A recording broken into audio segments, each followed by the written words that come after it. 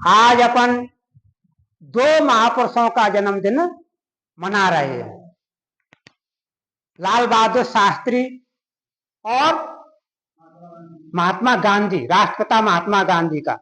तो लाल बहादुर शास्त्री का जन्म 2 अक्टूबर 1904 में मुगल सराय के ताशकंद नामक स्थान पर हुआ था और गांधी जी का भी जन्म 2 अक्टूबर सन 1869 में गुजरात के पोरबंदर नामक स्थान पर हुआ था। इनकी प्रारंभिक शिक्षा अपने देश में ही प्राप्त करने के बाद उच्च शिक्षा के लिए या वकालत करने के लिए दक्षिण अफ्रीका जाते हैं, तो वहां पर भारतवासियों को भेदभाव की दृष्टि से देखा जाता था। यानी अफ्रीकन कहते थे, इंडियन डॉग के नाम से जाना जाता था भारतवासियों को।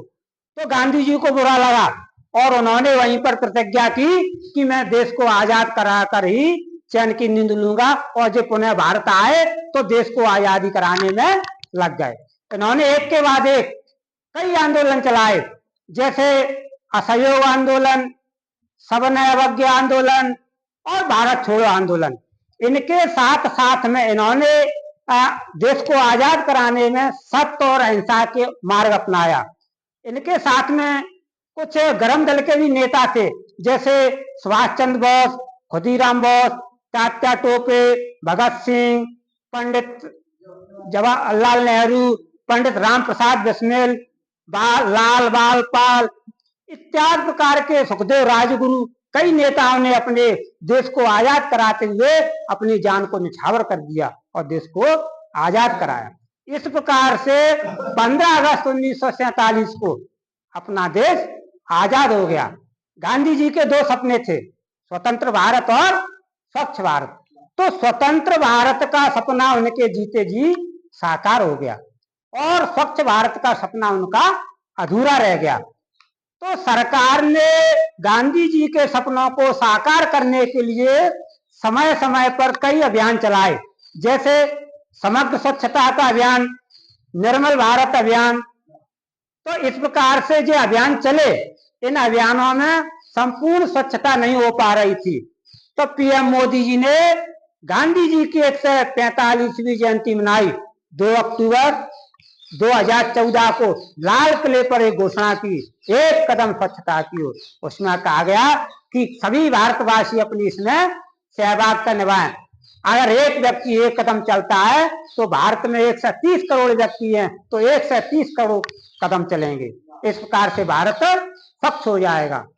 इस प्रकार से सभी ग्रामवासियों ने, भारतवासियों ने जन भागीदारी निभाई और जब गांधी जी की स्वर्ण जयंती 150वीं जयंती मनाई 2019 में, तो संपूर्ण भारत ओडीएफ हो गया।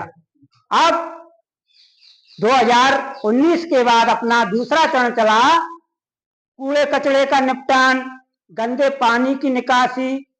इस प्रकार से जो अपने चरण चले, तो इसमें आज अपन ने क्या पाया है कि अपन ने कूड़े कचरे का निपटान, गंदे पानी की निकासी, इस पर कंट्रोल कर लिया। इसको साफ सफाई से अपना गांव स्वच्छ हो गया है।